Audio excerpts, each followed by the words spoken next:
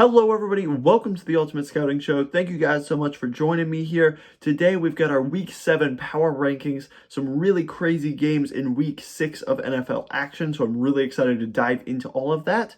If you like this kind of content, please like, subscribe, comment, all that stuff helps me out so much. We'll go ahead and dive right on into it. At number 32, we have the Carolina Panthers here. The Panthers were in this spot last week. They did absolutely nothing to move out of it. Philip Walker came in and played quarterback in replacement of Baker Mayfield. The players still weren't good, even without Matt Rule. Christian McCaffrey had a pretty decent game offensively. They're looking to ship him out. Things look really bleak for the Panthers this year. But, at least you have maybe the draft to look forward to at this point. Definitely start scouting those quarterbacks. At number 31, we have the Houston Texans. They were on a bye week this week. They didn't do anything, obviously, to move up or down out of this spot, so they are going to remain at number 31 there. At number 30, we have the Chicago Bears dropping down a couple spots here. The Bears just have not been able to get anything going offensively at all. Justin Fields has looked better the past couple of weeks, but the offensive line is one of the worst I've ever seen at pass protection. The wide receivers are absolutely awful. The environment around Justin Fields is just dreadful right now. I don't foresee that changing. They're probably going to get a relatively high draft pick, and hopefully you can use that to build some infrastructure for the quarterback, whether that's going to be Justin Fields or someone else. You got to get some receivers in there, some protection. You got to give them some help. At number 29, we have the Washington Commanders. The Commanders beat the Chicago Bears on Thursday Night Football in a really ugly game. The Commanders could not move the ball at all offensively, but they were bailed out by a Velus Jones fumble on a punt. So they ended up getting really good field position and scored a touchdown, which won the game essentially. This was a terrible performance by the Washington offense. Carson Wentz is now hurt with a finger injury. Things just kind of go from bad to worse for them. One good thing, Montez Sweat looked really, really good against the Bears offensive line on Thursday night. So definitely something to at least be excited about. The defensive line looked really good, but not much else. We're going to have them at number 29 there. At number 28, we had the Detroit Lions. They actually move up one spot because the Bears dropped below them, but they were on a bye week. Not really much to talk about there. They do go up to number 28 this week. At number 27, we have the Pittsburgh Steelers. They move up one spot here. Kenny Pickett goes down with a concussion, and they actually do beat a pretty good Tampa Bay Buccaneers team this week. I didn't really think the Steelers played all that fantastically. I think the Buccaneers played really poorly, really below their talent level. I think, the Steelers played all right. Cam Hayward had a good game. Alex Highsmith had a nice strip sack as well. It was some nice plays on the defensive side of the ball. They stepped up finally without TJ Watt, and, they were missing a ton of their secondary pieces as well. They did a good job stepping up. I wasn't really super impressed with this offense once again, but, they moved the ball a little bit. They got some things going, and they won the game. So good for them. They moved to 2-4. They move up one spot here to number 27. At number 26, we have the Cleveland Browns dropping 8 spots here. The Browns started out really well. They were 2-1 at one point. They've looked really bad the last 3 games. Jacoby Brissett is trying to do too much. The running game, is still being effective, but it's just not carrying them the same way that it was the first couple of games here. And this defense is really, really bad. They cannot stop the run at all. Myles Garrett is obviously an amazing player, and he took over, and they still were terrible defensively. This defense is so bad. Joe Woods, the defensive coordinator, probably needs to go. It's just been so bad so far. We'll see once Watson comes back whether they're able to kind of dig themselves out of this hole, but right now they're not playing at a very high level. We've got to drop them down quite a bit here to number 26. At number 25, we have the Atlanta Falcons. The Falcons have been sneakily pretty interesting to watch so far this year. Marcus Mariota only had, I think, 1 incompletion in this game. He ran the ball pretty effectively. They were using a lot of zone reads. Kyle Pitts caught his first touchdown, and they finally got the things rolling a little bit offensively. Defensively, they had some nice plays as well. They had the fumble return for a touchdown. Jalen Hawkins ended up recovering it in the end zone. This was one of the plays in my top highlights from week 6 of NFL action. If you haven't seen that, go ahead and check that out. But they had some nice plays defensively, and they held a really depleted 49ers team to only 14 points and 0 second half points. It was a really good performance. They came out, They got their business done offensively. They held strong defensively. And I just think Arthur Smith is such a good coach. I know I mention this relatively frequently, but Smith has done such a good job getting the most out of players that really aren't super talented. He's done a great job kind of elevating the win total of this team, both last year and I think this year relative to the talent on the team. He's done a great job so far. So really nice for the Falcons here, moving up to number 25. They've got some good things going the past couple of weeks, so good for them. Nice work there. At number 24, we have the Las Vegas Raiders. The Raiders were also on a bye week. We're not going to have them move too much, so they are going to sit at number 24 here. At number 23, we have the Cardinals moving down 6 spots here, and I'm pretty much done with the Cardinals. I think it's basically just Kyler Murray running around like a kid playing Madden and just chucking it up. You get DeAndre Hopkins back, that's good. This offense is terrible. It's so basic, it's so boring, and they're just not doing anything. I mean, Seattle was not a good defense coming into this game, and they just can't muster anything offensively. It's time to move on from Cliff. It's time to invest in the trenches and in defense. And, what do? They go out and get Robbie Anderson, which I just don't understand. The Cardinals do not build a team any semblance of a reasonable way. So they're going to keep doing what they're doing. I think this will be the last year of both Keim and Kingsbury. So hopefully that happens quicker so we can just move on. At number 22, I have the New Orleans Saints. They moved down 1 spot here. They fought pretty valiantly against the Cincinnati Bengals here. Andy Dalton has played pretty decently so far, and they got the run game going really well in this game. They were able to keep the ball out of the Bengals' offensive hands. I think the Bengals only had like 3 drives in the entire second half because the Saints were just controlling the ball. Unfortunately, Jamar Chase just kind of took over. Your defense wasn't able to make stops when they needed to, and then you weren't able to quite get down and score that touchdown on the last drive there. You're playing with a lot of injuries. We're missing Lattimore, Olave, Michael Thomas, Jarvis Landry, just a lot of injuries for this team. So it's banged up roster right now. I think they've shown a lot better fight the past couple of weeks than they did at the beginning of the season, so not going to knock them too much. At number 21, we have the Denver Broncos moving down 1 spot. You lose on Monday Night Football to the Chargers. The defense continues to play really well. Baron Browning has been absolutely awesome for this defense, moving to edge rusher on defense. They're really well coached on that side of the ball. Offensively, you once again just can't muster points. I mean, you score 16 through basically 5 quarters of play. It's just not good enough. And I don't know if this coaching staff is going to survive after this first year here. They've been a massive disappointment. We'll kind of see, because the blame is going to have to fall somewhere, and it's probably not going to be the quarterback you're paying $240 million for. So we'll see there. Not been a good start to the season so far for the Denver Broncos. At number 20, we have the New England Patriots moving up 4 spots here. And I gotta say, Matt Patricia has done a really good job calling this offense. The past couple of weeks, Bailey Zappi has played really well, actually. A lot of it's short, intermediate, crossing, just, basic reads, easy throws, but he is doing a really good job. He'll look off defenders, he'll make the right reads. His pocket presence isn't terrible either. I've been relatively impressed by Bailey Zappi, and I don't know that Mac Jones has to rush back because Zappi's playing well enough to keep him in these games. Just run Stevenson, run Harris. There's been some pretty decent wide receiver play as well. You got Thornton a touchdown as well. So this team, they continue to fight really hard. They move back to 500 here. So great job by Belichick and the staff getting the most out of some pretty mediocre players, really. At number 19, we have the Seattle Seahawks moving up 6 spots here.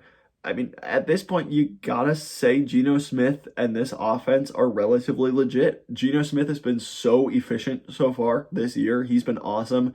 Rashad Penny went down. Kenneth Walker stepped into that role beautifully. He's been awesome. And this defense finally made some plays. Now, I think part of that is a product of this Cardinals offense sucks, but the defense made some plays, and your offense continued to be really efficient and really good, quite honestly.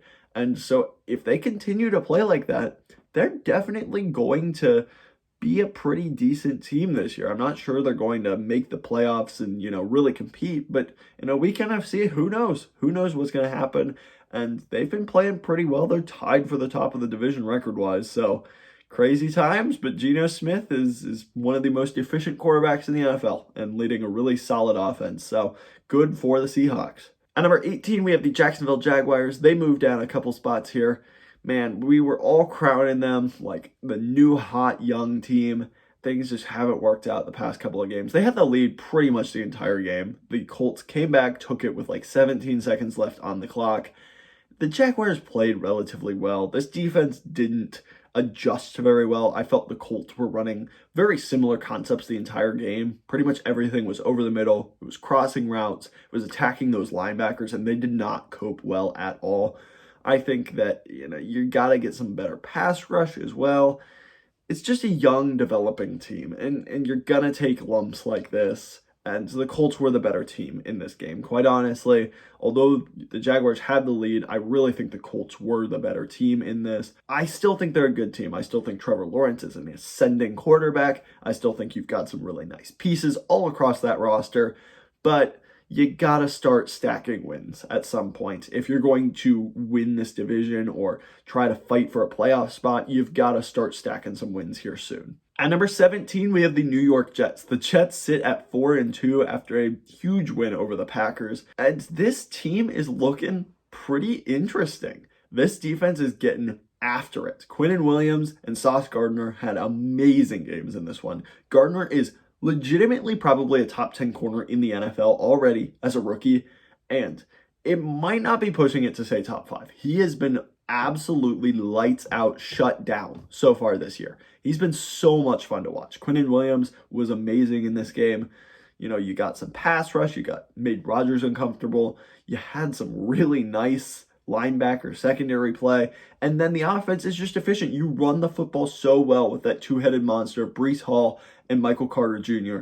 Braxton Berrios gets in on the action. Zach Wilson really didn't have to do much at all. He was just kind of efficient. He had the one deep ball to Corey Davis, but no mistakes, and this offense is just efficient. You keep Rodgers off the field. You make him uncomfortable with the pressure. Sauce Gardner's being locked down. This is a fun team. I'm not quite ready to, crown them. The AFC East is absolutely legit, and the Jets are right in the thick of all of that. So good for them. I would love to see them continue winning and proving a lot of people wrong, including myself. So good for the Jets here. At number 16, we have the Colts at 3-2-1. Their season is officially back on track now. Things were looking really, really disastrous. They may not get to that, 10, 11, 12 games that we maybe foresaw, but I think they're definitely back in the thick of it for a playoff spot. They've had a nice turnaround to their season. I think Matt Ryan was efficient. Alec Pierce is really developing nicely. You get Pittman involved, Jelani Woods involved.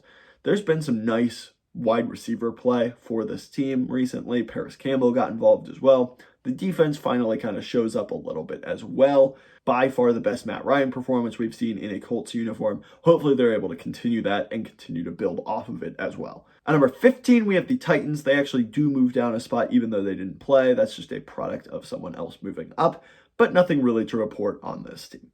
At number 14, we have the LA Rams. They moved down one spot, even though they defeated the Carolina Panthers. There was just too many mistakes in this game. You had the pick six by Matthew Stafford. I just don't think that they looked really that amazing. You did get Allen Robinson involved, which was definitely much needed. He looked confident in this game and was able to make some big plays in this. I think you've got to get the offense going a lot better. The run game's still pretty dreadful. Noteboom is now out with an injury, which makes this offensive line even more atrocious, which it had its struggles already against a pretty bad Panthers defensive line. I like Brian Burns, but it was just not really a super impressive performance. This doesn't change my opinion about the Rams at all. You should have beaten this team. You did beat them, but there were some bad moments in this game. So not trying to be too negative on the Rams, but things have just been rough this season for them. They needed a big win. They got a win, but it wasn't great. At number 13, we have the Miami Dolphins. Tua is coming back. It's really, really hard to evaluate this team with, Skylar Thompson, and then he gets hurt, and Teddy Bridgewater, who really wasn't prepared to come into this game, comes in. They actually kind of made it interesting until Waddle fumbled, but it's too hard to evaluate this team right now. We'll see what they're really all about once Tua comes back this week. I'm just kind of keeping them in the similar range there. They looked obviously really, really great coming in before all that Tua injury stuff, but we'll see what happens now that teams maybe have figured out McDaniel a little bit, but we'll kind of see how that shakes out moving forward. At number 12, we have the Green Bay Packers. This team is broken right now. I think the defensive play calling is awful. They're a terrible run defense. Anybody can run all over them. Quay Walker was one of the worst picks of the entire NFL draft last year. You have way too much talent on the defensive side of the ball to be just so soft and so predictable, and you're just not getting off the field. It's as simple as that. It's been really, really bad. And so I'm just so disappointed in this Packers team. Rodgers didn't play well. A.J. Dillon had a bad fumble. Wide receivers really weren't getting open. It's just an absolute mess of a team right now. They've got to figure things out. I mean, the NFC is wide open. They could certainly figure things out and be the, team representing the NFC in the Super Bowl. But right now, they just look so broken. You got to drop them here. It's just been really, really rough for the Packers so far. You got to figure things out and fast. At number 11, I have the New York Giants moving up some more here. Yeah, Giants fans are probably going to be mad about this, but I think that this team is so much fun to watch. I don't want to be a Giants hater at all. They've been so much fun. 5-1 is legitimately incredibly impressive, and you've beat two good teams in the Packers and the Ravens in back-to-back weeks. That cannot be understated. They have played some really good football. And I think the main reason behind that is the good coaching, but that coaching has allowed them to really hone in on an identity, which most teams are really struggling to find right now. The Giants know that they're going to be a really tough, well-coached team that's going to run the football efficiently. Daniel Jones is going to run out on bootlegs, make smart, efficient passes. On the defensive side of the ball, they're going to blitz. The defensive front is really creative and been really good so far. Like, they have their identity set in stone. And against teams like the Packers, who are a mess right now, and the Ravens, who are still trying to figure out what they are offensively and what kind of plays are going to be the most successful, things like that, the Giants are going to have an edge because they just know who they are. They're a well-coached, hard-to-play team. And it's really just kind of as simple as that. The talent on this roster is evidently not what you typically see on a 5-1 team. It kind of sucks, but they're making it work. And that's kind of why I put them in the middle ground here. They're not one of the best teams in the NFL because the roster talent is just not up to par with so many of those top 5 teams. But they're also 5-1, and you can't ignore that. There's some balance there. And so they've been one of the most fun teams to watch this season, one of the best stories. Just good for the Giants. I hope they continue to win and prove me wrong, and I'll keep pushing them up these rankings little by little. At number 10, we have the LA Chargers. This team has just not looked good. I know that they're 4-2, but Herbert looked off on Monday Night Football. You escape with a win against a Broncos team that just can't put up points. You go through the Chargers schedule, and they have just not had impressive wins. You barely beat the Browns. You barely beat the Raiders. You barely beat the Broncos, the Texans. It's just not been an impressive slate of games for the Chargers so far, and they just haven't looked super impressive. 4-2 in the AFC is really good, and hopefully they continue to build on it. They've played well enough, but I've just not been super impressed so far. They need to show a little bit more offensively, and we'll kind of keep them around this number 10 ranking for now. At number 9, we have the Cincinnati Bengals moving up 2 spots here.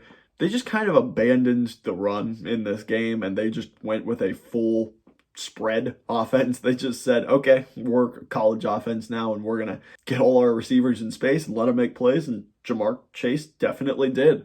They just kind of made this game happen by using their best playmakers. Burrow and Chase just kind of took over.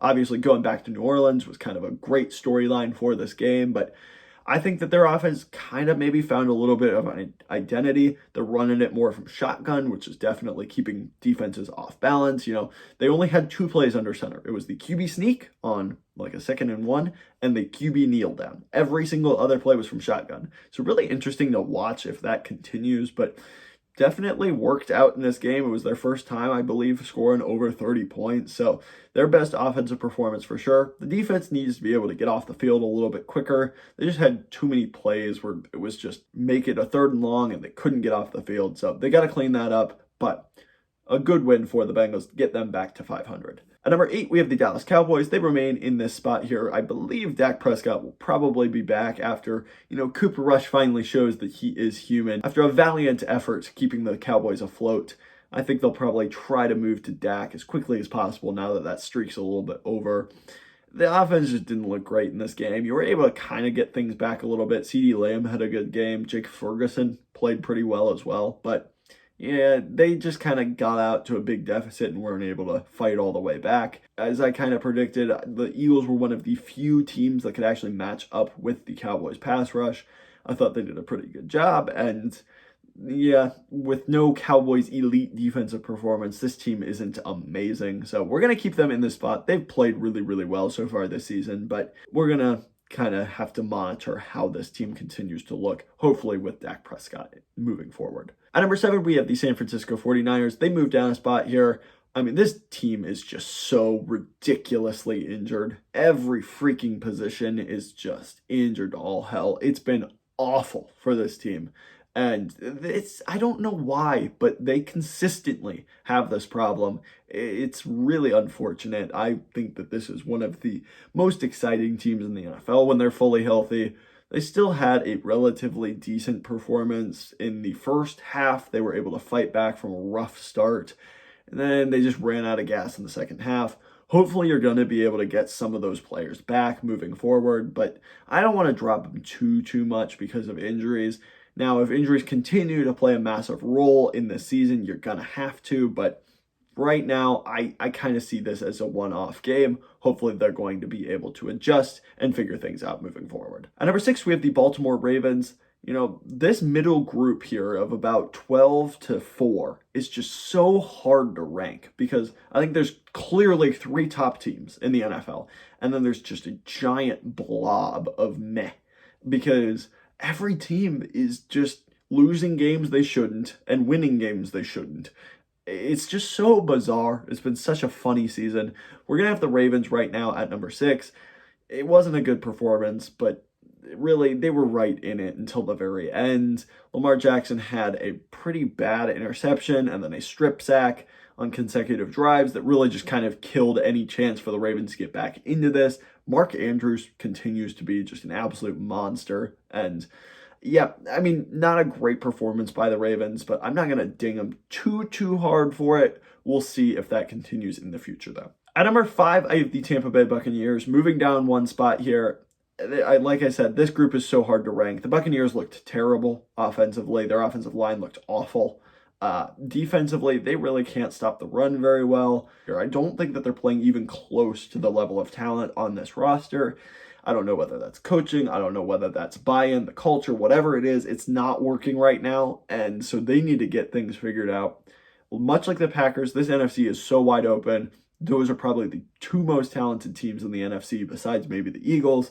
So you've got plenty of time to figure it out, but you got to start winning some games here and get on the right path at least. Number 4, we have the Minnesota Vikings. I don't really feel great about this ranking here. When you look at their schedule, I don't really think they beat anyone ridiculously impressive by any means, but they're 5-1. You got to give them credit for that, and that's something at least. Dalvin Cook had a really good game. Justin Jefferson as well. Kirk Cousins is just doing enough. And this defense finally came alive, which kind of makes me a little bit happier about putting them in this spot here. Zadarius Smith had like 11 pressures. It was ridiculous. He had an amazing game. A really good defensive performance in this one. You sit at 5-1. You got to get respected at some point. So here is the respect for the Vikings, putting them at number 4. Good for them. At number 3, I have the Kansas City Chiefs. They were obviously involved in the game of the week with the Bills. It was so much fun to watch. Patrick Mahomes throws an interception on that last drive that pretty much everybody, including myself, expected he was going to go down there and score, and we were going to have the whole, last drive Mahomes takes over thing all over again. Didn't work out this time. The Chiefs played well. There was a really great play where Mahomes just scrambled around in the pocket and threw it to Juju for a touchdown, but it was a good game. I think Mahomes played well. I think that the Chiefs defense did a pretty good job containing Josh Allen for the most part. It was pretty good. So not a bad performance at all from the Chiefs. I think it's pretty much what we expected from that game. At number 2, I have the Philadelphia Eagles. They sit at 6-0, the only undefeated team in the NFL still. They didn't have the best second half of this game. My thoughts very much continue with the Eagles. Their offense has shown that they can win in a variety of ways. Their defense is so awesome at all three levels. This is just a complete football team. And right now they've been the most consistent team. So there's certainly something to be said for that. They have been awesome. At number 1, we have the Buffalo Bills, of course. They've remained in this spot since my preseason power rankings. I just don't see any reason to take them off. They obviously beat the Chiefs this week. Josh Allen had an amazing game once again. He kind of just willed his team to victory, as he often does. And so absolutely no reason to take the Bills out of this spot. They continue to be one of the most explosive teams in the NFL and just so much fun to watch. So that is going to do it for my Week 7 power rankings. What did I get wrong in this video? Let me know down in the comments which team should be higher, which team should be lower. I would appreciate any feedback, any support. Thank you guys so much for watching. I really, really appreciate it. Like I said, please like this video, subscribe if you haven't. It would help me out so much. Thank you guys so much. Have a great rest of your day. Bye, guys.